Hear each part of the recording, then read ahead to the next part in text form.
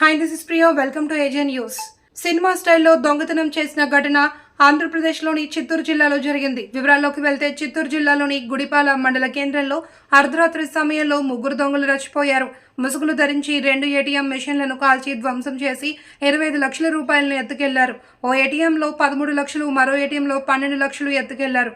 చోరీ దృశ్యాలు CC కెమెరాల్లో record అయ్యాయి. వీటి ఆధారంగా పోలీసులు కేసు చేసేందుకు ప్రయత్నం చేస్తున్నారు. జిల్లాలో విస్తృతంగా గాలిస్తున్నారు. త్వరలోనే నిందితులను పట్టుకుంటామని పోలీసులు తెలిపారు. ఇలాంటి మరిన్ని ఇంట్రెస్టింగ్ వార్తలు మీ మొబైల్లోకి రావాలి అంటే కింద కనబడుతున్న సబ్స్క్రైబ్ బటన్ పైన క్లిక్ చేయండి.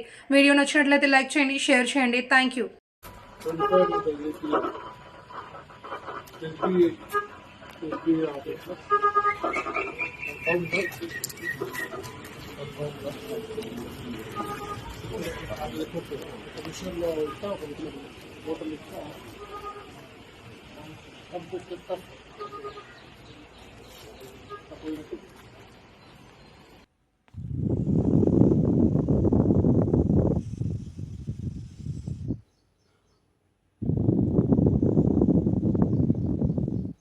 కాలుస్తున్నారు. అలా పెట్టి ఓకే, అలా జరిగింది.